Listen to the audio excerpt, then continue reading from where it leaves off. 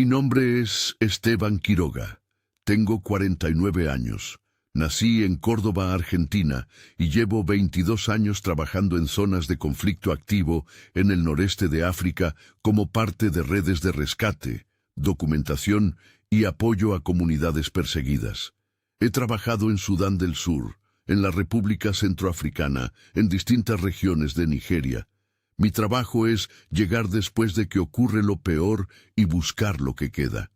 A veces eso significa buscar sobrevivientes. A veces significa documentar para que el mundo sepa. A veces significa las dos cosas al mismo tiempo.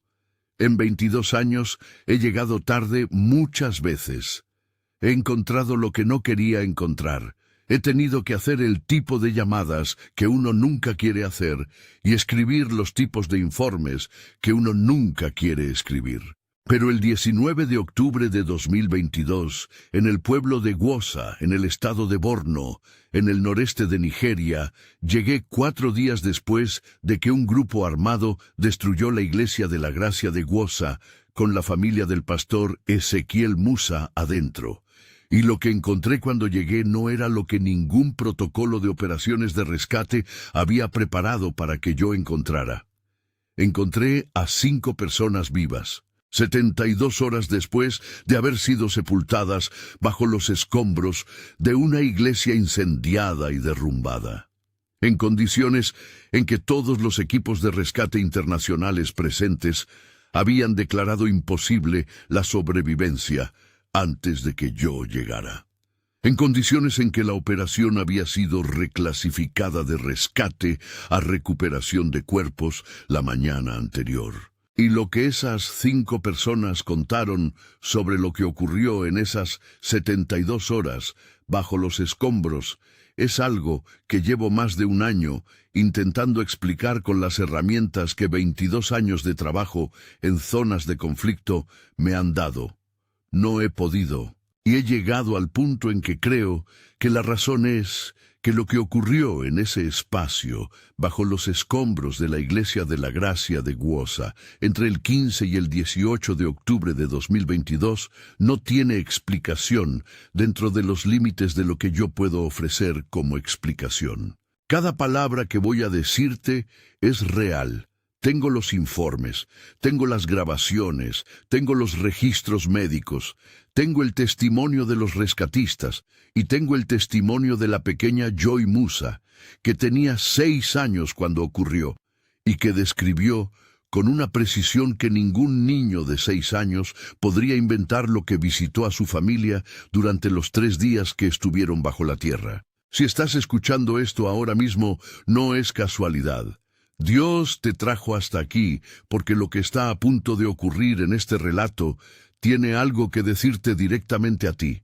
Prepárate, porque lo que realmente ocurrió en esos escombros de Gwosa no tiene ninguna explicación que no empiece con el nombre de Dios. Era octubre de 2022 en Gwosa, estado de Borno, noreste de Nigeria, una región que lleva más de una década siendo zona de operaciones activas de grupos armados.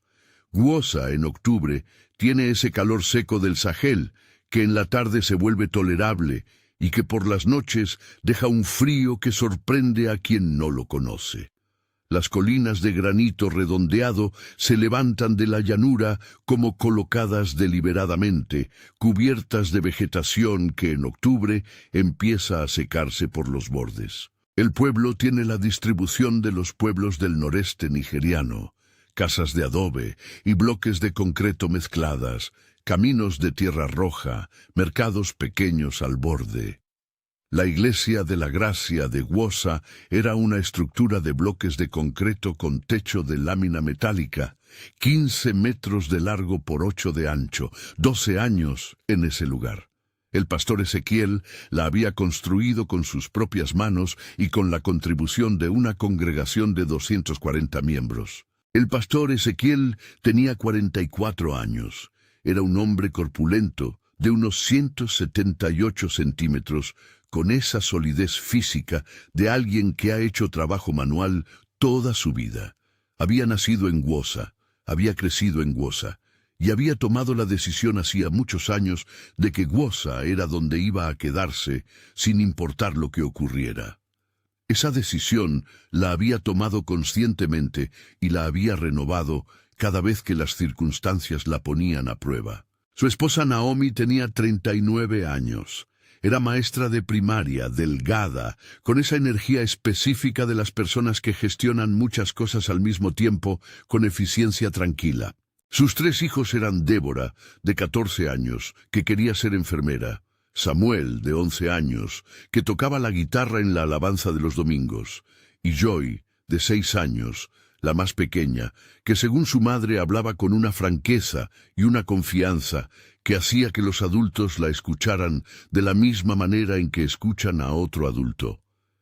El 15 de octubre de 2022, a las 7:40 de la tarde, el grupo armado entró a Gwoza. Hermanos, quiero hacer una pausa aquí. Sé que muchos de ustedes están escuchando esto desde distintos países, y quiero pedirles algo que tiene un impacto real en si este testimonio llega a más personas.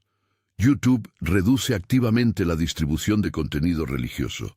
Los algoritmos trabajan contra videos como este, pero hay algo que pueden hacer ahora mismo que cambia eso. Se llama Hype. Es una herramienta nueva de YouTube, un botón justo debajo del video, que le envía una señal directa al algoritmo diciéndole que este contenido merece llegar a más gente. No es un like normal, es un acto de fe. Úsenlo ahora mismo mientras siguen escuchando. Y si aún no están suscritos, este es el momento. Cada suscripción es una manera de decir que quieren que estas historias sigan existiendo. El grupo armado entró a Gwoza con 18 hombres en 3 vehículos. El protocolo que usaban en ese tipo de operación era conocido por los que trabajamos en la región. Movimiento rápido, objetivos específicos, máximo tiempo de 20 minutos en el pueblo para evitar respuesta de fuerzas de seguridad. Sus objetivos en Gwoza esa noche eran 2. El mercado donde sabían que había mercancía acumulada para el día siguiente y la iglesia. El pastor Ezequiel recibió aviso del ataque a las 7:32 de la tarde, 8 minutos antes de que los vehículos entraran al pueblo, a través de un sistema de alertas que la comunidad cristiana de la región había desarrollado a lo largo de años de experiencia. 8 minutos no era tiempo suficiente para evacuar a toda la congregación que estaba reunida esa noche para un culto de oración. Era tiempo suficiente para tomar una decisión. El pastor Ezequiel tomó la decisión de llevar a su familia y a las 18 personas que estaban en la iglesia en ese momento hacia el espacio que habían preparado específicamente para situaciones como esa. Un cuarto reforzado en la parte trasera de la iglesia, de unos 4 metros por 4, construido con bloques de concreto dobles y con una puerta de metal que desde adentro podía asegurarse con 3 barras. Las 18 personas y la familia Musa entraron al cuarto a las 7:38. El pastor Ezequiel cerró las 3 barras a las 7:39. A las 7:52 de la tarde, el grupo armado llegó a la iglesia. Lo que ocurrió en los siguientes 14 minutos lo sé a través del informe técnico del equipo de rescate internacional, a través del análisis forense del sitio que la organización con la que trabajo encargó 3 semanas después de los eventos y a través del testimonio del pastor Ezequiel y su familia. El grupo armado intentó entrar a la iglesia por la puerta principal. No pudo porque la puerta principal también estaba reforzada. Rodearon el edificio. Encontraron que no había salida trasera visible. Tomaron la decisión de incendiar el techo de lámina metálica. A las 8:06 de la tarde, el calor del incendio en el techo debilitó las paredes de bloque que sostenían la estructura. A las 8:09, el techo colapsó hacia adentro. Los bloques de la pared norte, la que daba al cuarto reforzado donde estaban las 23 personas, colapsaron sobre ese cuarto a las 8:11 de la tarde del 15 de octubre de 2022. De las 23 personas en ese cuarto, 18 fueron extraídas por equipos de rescate locales en las primeras 4 horas después del colapso, con heridas de distintos grados. 4 murieron en el colapso o en las horas siguientes por heridas.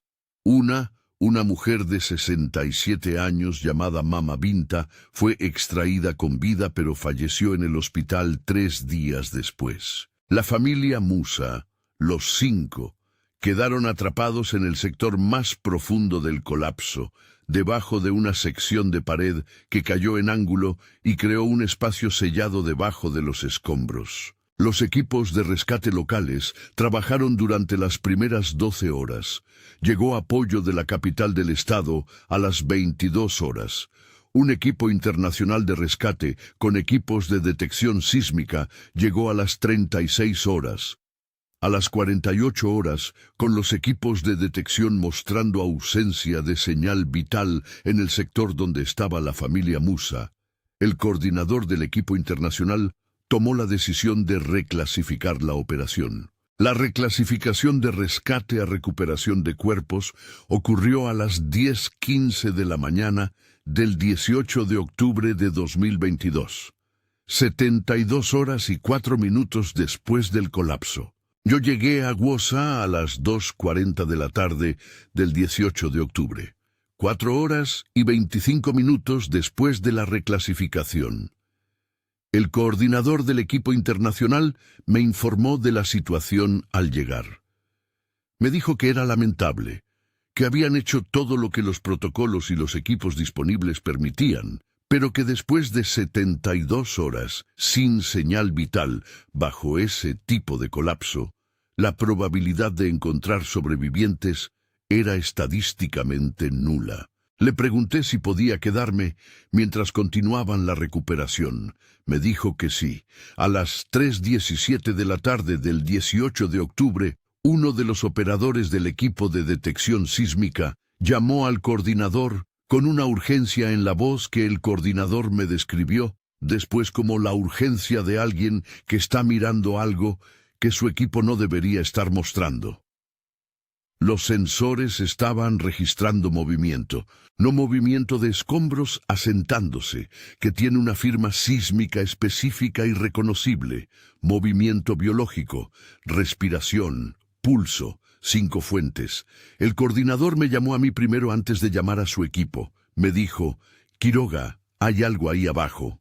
Lo que ocurrió en las siguientes 4 horas fue la extracción más meticulosa que he visto en 22 años de trabajo en zonas de conflicto. Los equipos trabajaron con la precisión que se trabaja cuando se sabe que hay algo vivo debajo y que cada movimiento equivocado puede cambiar eso. A las 7:23 de la tarde del 18 de octubre de 2022, 73 horas y 12 minutos después del colapso, el pastor Ezequiel Musa fue el primero en ser extraído del espacio bajo los escombros. Estaba consciente, hablaba, tenía heridas físicas que el doctor Adamu Garba, 46 años, médico del equipo de respuesta médica, documentó en el informe de evaluación inicial. Las heridas eran reales y serias. Pero el pastor Ezequiel estaba consciente, orientado, y lo primero que dijo cuando sintió el aire de afuera fue, ¿están sacando también a los demás? Le dijeron que sí. Dijo, gracias, sabíamos que iban a venir. Naomi fue la segunda en ser extraída, luego Débora, luego Samuel. Joy fue la última a las 8:41 de la tarde. Cuando la sacaron, la pequeña de 6 años miró a los rescatistas alrededor de ella y preguntó con una calma que el rescatista que la sostuvo en brazos, un hombre de 34 años, llamado Chukwuemeka Obi, describió después como la calma más desconcertante que había visto en su carrera. ¿Ya llegaron todos los que nos iban a sacar? Le dijeron que sí, que ya estaban todos. Joy dijo, los otros también ya se fueron entonces. Hermanos, si esta historia está tocando su corazón, quiero pedirles algo ahora mismo.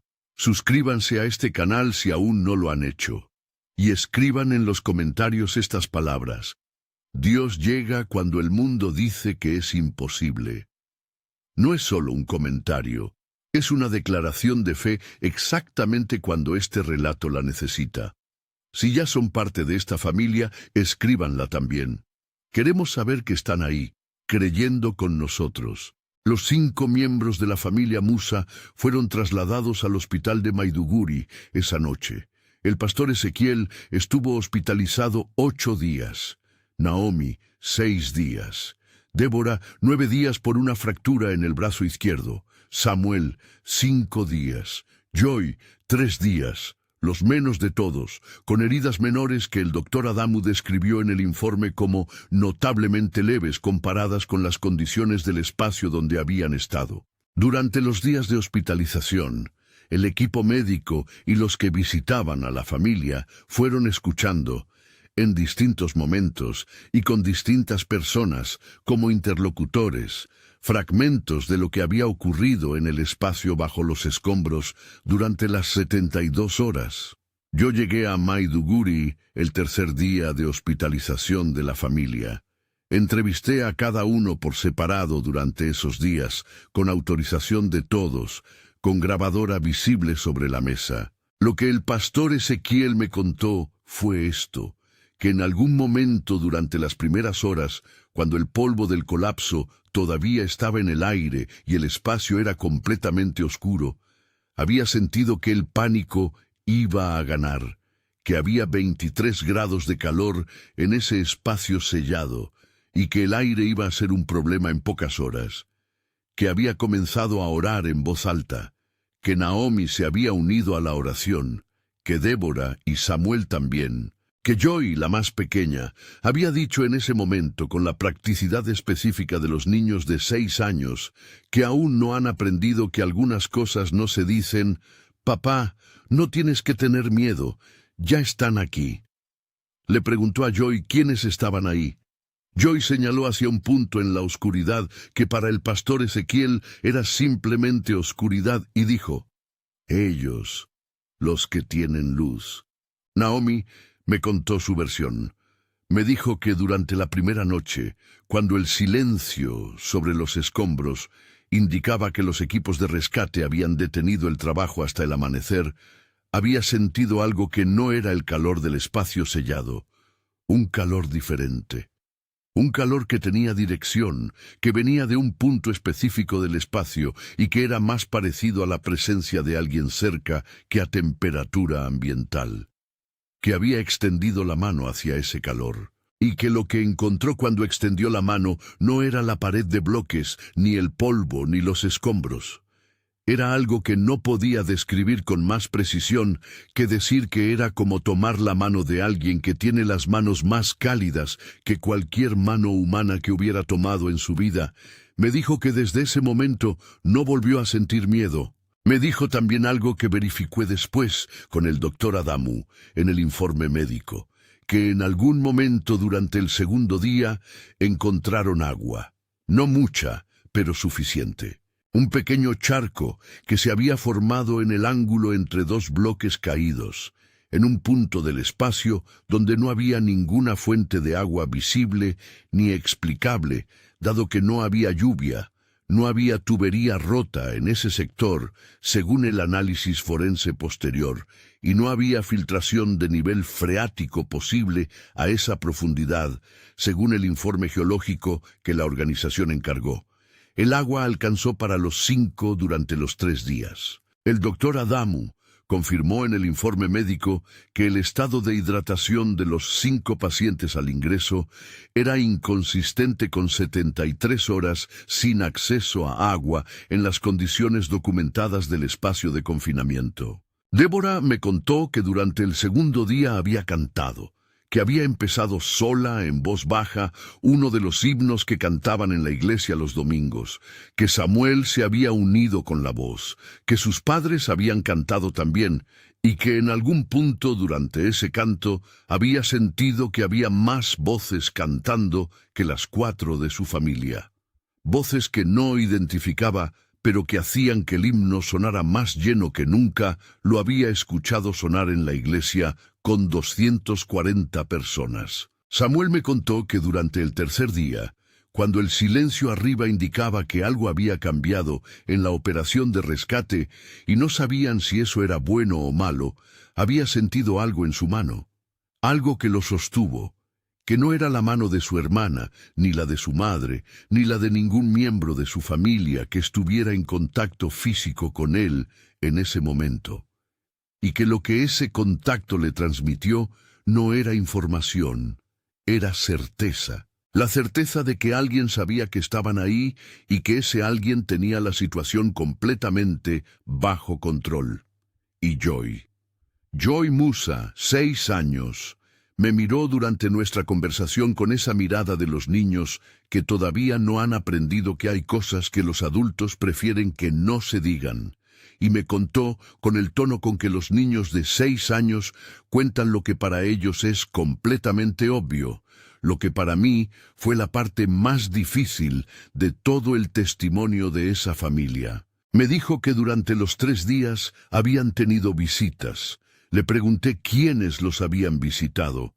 Me dijo que no sabía sus nombres, pero que eran muy altos y que tenían luz, que no necesitaban entrar por ningún lado porque simplemente estaban ahí cuando antes no estaban, que le habían hablado. Le pregunté qué le habían dicho.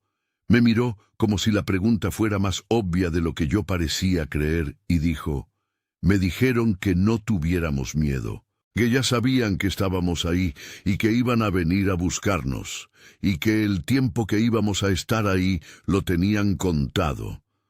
Le pregunté cuántas visitas habían tenido. Joy pensó un momento con esa seriedad específica de los niños cuando están tratando de ser precisos. Luego dijo, muchas, pero siempre los mismos, y nunca se iban todos al mismo tiempo, siempre quedaba uno. Le pregunté si los había visto también los demás miembros de su familia. Me dijo, mamá sí los veía, papá los sentía, Débora escuchaba cuando cantaban, Samuel los sentía en la mano.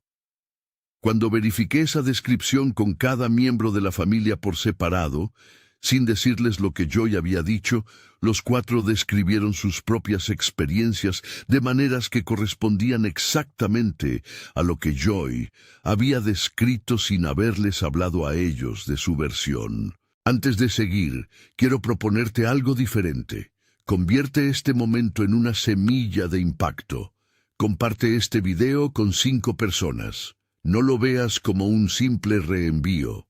Míralo como una misión. Tal vez alguien en tu lista está pidiendo una señal, una palabra, una respuesta, y Dios puede usar tu decisión para dársela. No se trata de redes sociales, se trata de obediencia y propósito. Cada vez que compartes, extiendes la voz del Evangelio y te conviertes en canal de esperanza. Jesús no se avergonzó de ti. ¿Te avergonzarías tú de compartir su mensaje? Si este contenido tocó tu vida, compártelo con fe y escribe aquí abajo. Ya lo compartí. Esa declaración es más que un comentario. Es tu manera de decir, yo no me avergüenzo del Evangelio. Dios puede transformar corazones a través de tu acción hoy.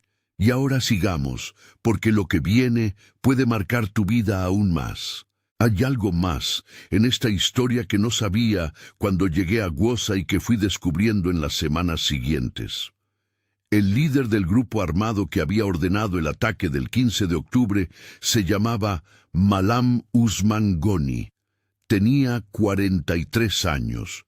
Era conocido en la región de Borno por una reputación de eficiencia implacable en sus operaciones. Lo que no era conocido fuera de un círculo muy pequeño era algo que descubrí a través de un contacto dentro de las estructuras de inteligencia de la región que trabaja con las redes de documentación con las que yo colaboro. 15 años antes del ataque, en 2007, el pastor Ezequiel Musa, que entonces tenía 29 años y llevaba 2 en el ministerio, había atendido a un hombre en Gwoza que llegó a la iglesia buscando ayuda. El hombre estaba herido, sin dinero, y sin identificación visible. El pastor Ezequiel lo había alojado en la casa pastoral durante 11 días, lo había atendido, lo había alimentado, no le había preguntado quién era ni de dónde venía. Cuando el hombre se recuperó suficientemente para caminar, se fue sin decir su nombre. El hombre era Malam Usman Goni. Tenía 28 años entonces. Estaba en el inicio de su trayectoria en el grupo armado y había sufrido una herida en una operación que lo había dejado sin poder moverse durante semanas. El pastor Ezequiel no lo sabía cuando lo alojó. No lo supo durante los años siguientes. Y Malam Usman Goni nunca lo mencionó públicamente, pero sí lo recordaba. Lo sé porque en los meses siguientes al ataque, cuando la historia de la familia Musa comenzó a circular en medios internacionales y en redes de organizaciones de derechos humanos, llegó a mi contacto dentro de las estructuras de inteligencia una información que verificó con 2 fuentes independientes antes de compartirla conmigo. Que Malam Usman Goni, después de que el caso fue ampliamente conocido, preguntó a través de intermediarios si el pastor que había sobrevivido era el mismo pastor Ezequiel Musa de Wosa. Cuando le confirmaron que sí, guardó silencio durante un tiempo que mis fuentes no pudieron precisar, y luego dijo algo que mis fuentes me transmitieron con las mismas palabras en las que lo dijeron a ellos. Ese hombre me salvó la vida una vez, y yo fui a quitarle la suya. Chukwuemeka Obi, el rescatista de 34 años, que sacó a Joy en brazos de los escombros, me buscó 3 semanas después de los eventos. Me encontró a través de la red de la organización con la que trabajo. Me pidió una conversación. Nos sentamos en el patio del hotel donde yo estaba alojado en Maiduguri y hablamos durante 2 horas. Me dijo que llevaba 8 años en trabajo de rescate, que había sacado personas de derrumbes, de inundaciones, de situaciones de distintos tipos, que había aprendido a construir una distancia profesional entre lo que hacía y lo que sentía, porque sin esa distancia el trabajo no era sostenible a largo plazo. Que cuando sacó a Joy de los escombros y Joy le preguntó si ya habían llegado todos los que los iban a sacar, esa distancia profesional que había construido en 8 años se deshizo en segundos.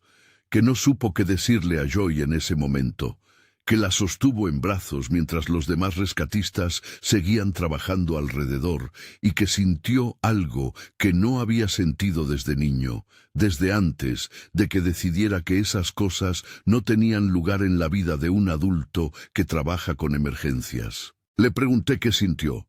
Me dijo, sentí que había alguien más que yo sosteniendo a esa niña, que mis brazos estaban ahí, pero que la persona que la sostenía de verdad era alguien que yo no podía ver.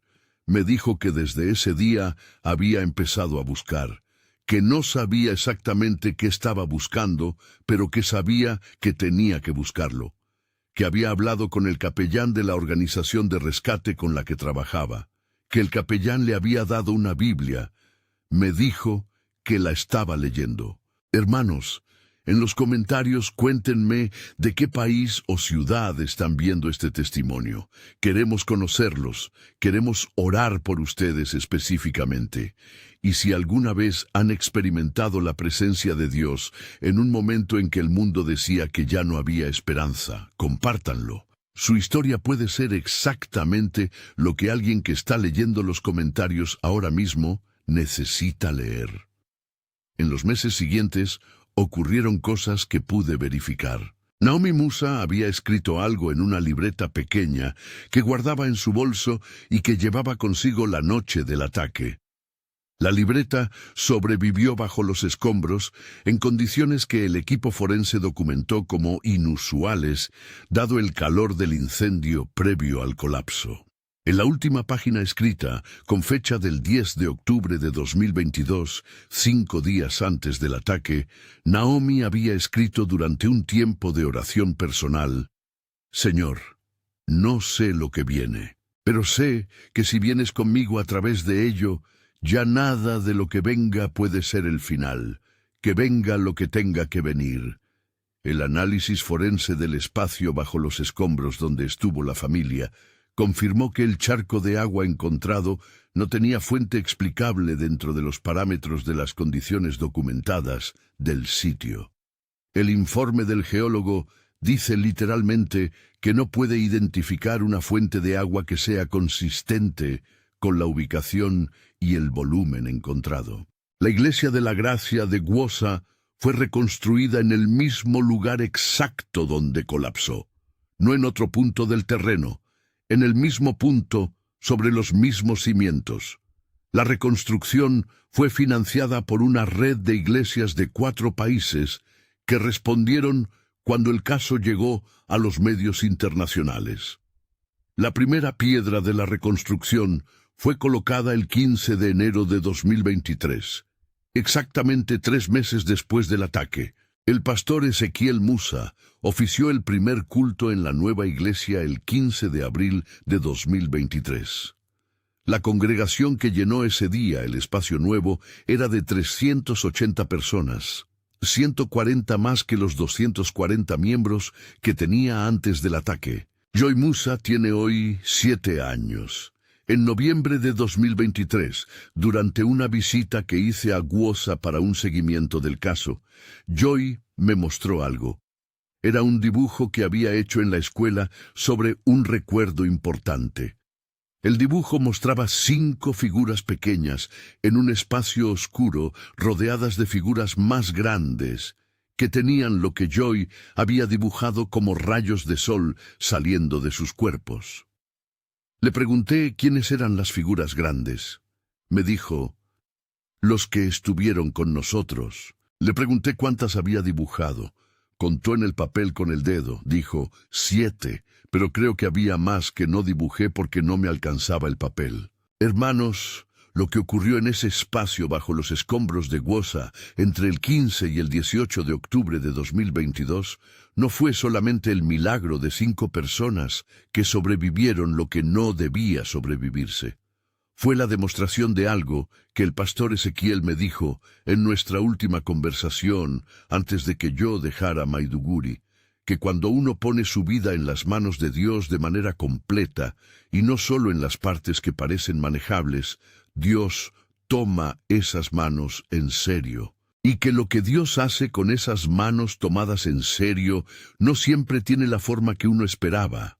A veces tiene la forma de 72 horas bajo los escombros con visitas que Joy describió con la sencillez con que los niños de 6 años describen lo que ven porque todavía no han aprendido que eso no debería verse. El Evangelio de Salmos, capítulo 91, versículos 11 y 12, dice, «Pues a sus ángeles mandará acerca de ti, que te guarden en todos tus caminos. En las manos te llevarán para que tu pie no tropiece en piedra». La familia Musa no tropezó, aunque sobre ellos cayeran bloques de concreto. Si hay algo en tu vida que sientes que te tiene sepultado, si hay algo sobre lo que ha colapsado el techo y el mundo ha declarado que ya no hay esperanza de salir, este mensaje llegó a ti en el momento exacto en que lo necesitabas. No es coincidencia, nunca lo es. Antes de irte, 3 cosas. Primero, suscríbete a este canal. Al hacerlo permites que historias como la de la familia Musa, como la de Chukwuemeka, que sacó a Joy en brazos y sintió que no era el único sosteniéndola, como la de Malam Usman, que reconoció al hombre que había ayudado 15 años antes y tuvo que cargar con lo que eso significaba, sigan llegando a personas que las necesitan escuchar. Hazlo ahora. Segundo, si quieres apoyar esta misión de manera directa, puedes hacerlo a través del botón Gracias en este canal. Es la herramienta de YouTube para que los espectadores sostengan el trabajo de los canales en los que confían. Cada aporte se convierte en recursos para llegar a más Gwosas, para documentar más familias que sobreviven lo que no debía sobrevivirse, para que más Joyce de 6 años puedan contar lo que vieron a alguien que llegó a escucharlas. No es una obligación, es una invitación. Tercero, comparte este video ahora mismo con alguien que necesite escuchar que 72 horas bajo los escombros no es el final de la historia. Un solo gesto tuyo puede ser exactamente la señal que esa persona estaba esperando. Y en los comentarios, déjanos tu petición de oración. Escribe tu nombre, escribe lo que necesitas y esta comunidad orará por ti. Hemos visto lo que pasa cuando alguien está sepultado y Dios manda a sus ángeles a sentarse ahí adentro y a esperar junto a los que esperan ser encontrados. Sabemos que eso pasa y que puede pasar en cualquier lugar donde haya alguien que todavía cree. Que la paz de Cristo, que sobrepasa todo entendimiento, guarde tu corazón y tus pensamientos en esta hora. En el nombre del Padre, del Hijo y del Espíritu Santo. Hasta el próximo testimonio. Que Dios te bendiga grandemente.